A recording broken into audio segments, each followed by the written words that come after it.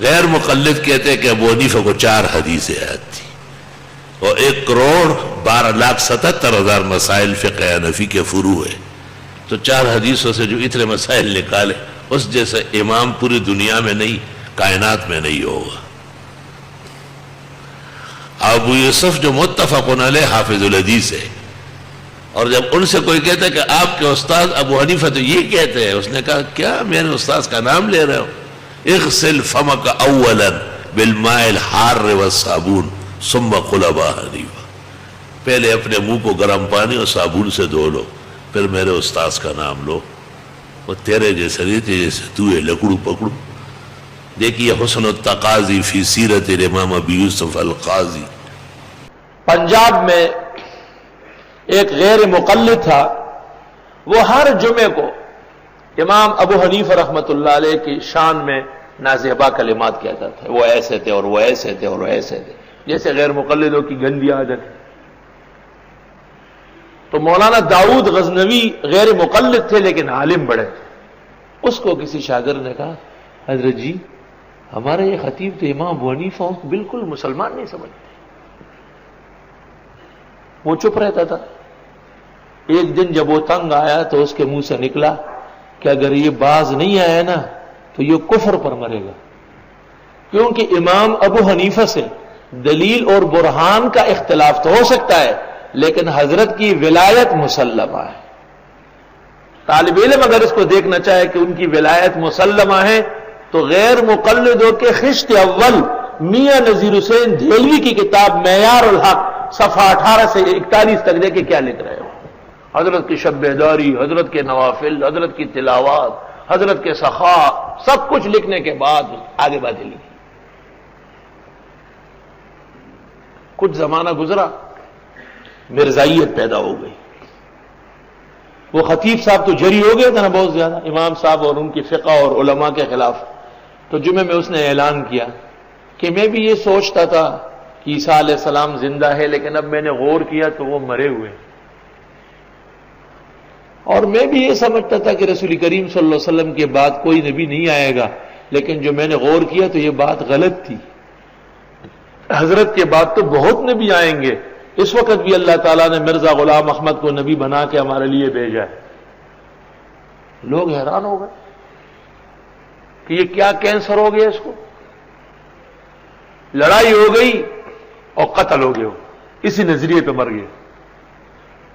تو مولانا داؤد غزنوی کی خدمت میں وہ شخص دوبارہ آیا، کہنے لگا حضرت جی غیب کا علم تو اللہ کو ہے، ہمارا ایمان ہے، آپ نے امام ابو حنیفہ کے خلاف ان کی باتیں سن کر کہا تھا کہ یہ بے ایمان مرے گا، وہ تو مرزائی مر گیا، اس سے زیادہ بے ایمان کیا ہوگا، یہ آپ کو کیسے پتہ چلا تھا؟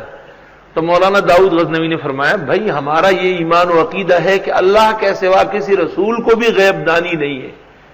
آپ نے جب بھی آ کے کہا کہ وہ امام صاحب کے خلاف بد زبانی کرتا ہے تو میرے ذہن میں بخاری کی یہ قدسی حدیث آ جاتی کہ من عادی لی ولیا فقد آذنتہ بالحرب۔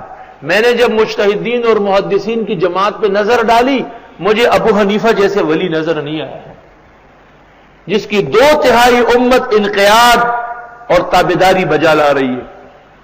تو میں نے اس حدیث کی روشنی میں سمجھا کہ اب اللہ اپنے دوست کا بدلہ لے کے اس کا ایمان سلب کرنے والا ہے۔ بے ایمان و کافر دنیا سے گزر گئے۔ دیکھیے غیر مقلدیت کے بھیانک نتائج مولانا بشیر احمد صاحب نے لکھی، غیر مقلدیت کے بھیانک نتائج۔ قل من کان عدوا لجبریل، اب قرآن کو دیکھو ذرا، آئے قرآن کیا فصاحت و بلاغت۔ حضرت عمر رضی اللہ تعالیٰ عنہ تشریف لے گئے تھے یہود کے مدرسے میں، جیسے ان کے بھی مدرسے ہیں یہود کے بھی تھے نا، یہود کے مدرسے کو کہتے تھے بیت المدراس۔ حضرت عمر بڑے آدمی ہیں، یہودی علماء سے بحث ہو گئی کہ آپ کیوں رسول اللہ صلی اللہ علیہ وسلم کو نہیں مانتے، تمہاری کتابوں میں ہے یا نہیں؟ تو انہوں نے کہا ان کے پاس وہی کون لاتا ہے؟ کیا جبریل؟ کہا ہوا عدو، بولا وہ تو ہمارا دشمن ہے، ہمارے بڑوں کو ہلاک کیا ہے، اگر کوئی اور لاتا نا تو پھر ہم مان لیتے۔ تو حضرت عمر نے ارشاد فرمایا کہ ویسے جبریل کا مقام اللہ کے پاس کیا ہے؟ تو انہوں نے کہا کہ وہ اللہ تعالیٰ کی دائیں طرف بیٹھتا ہے۔ اور ملائک؟ کہا بائیں طرف بیٹھتے ہیں۔ کہا جو دائیں طرف بیٹھتا ہے وہ بڑا ہوتا ہے بائیں والا؟ کہا نہیں، دائیں طرف جو بیٹھتا ہے وہ سردار ہوتا ہے۔ تو کہا تمہارا اختلاف سردار سے ہے، ملائک کے سردار سے۔ اس پر یہ پہلی موافقت ہے حضرت عمر کی۔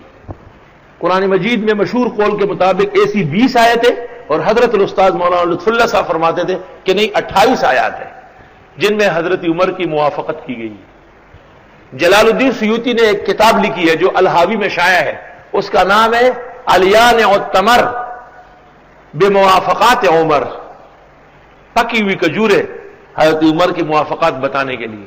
الیان التمر بموافقات عمر۔ قل آپ فرمائیے من کان عدوا لجبریل، جو کوئی ہو دشمن حضرت جبریل کا، فإنه نزله على قلبك، بس بے شک اس نے تو قرآن اتارا ہے آپ کے دل پر، بإذن اللہ، اللہ کے حکم سے، یہ تو خدا کا حکم تھا، مصدقا لما بین یدیہ، تصدیق کرنے والی کتاب ہے اگلی کتابوں کی، وہدن اور ہدایت ہے، وبشرا خوشخبری ہے، للمؤمنین مسلمانوں کے لیے۔ اب بات سنو، انہوں نے دشمنی کس کے ساتھ ظاہر کی؟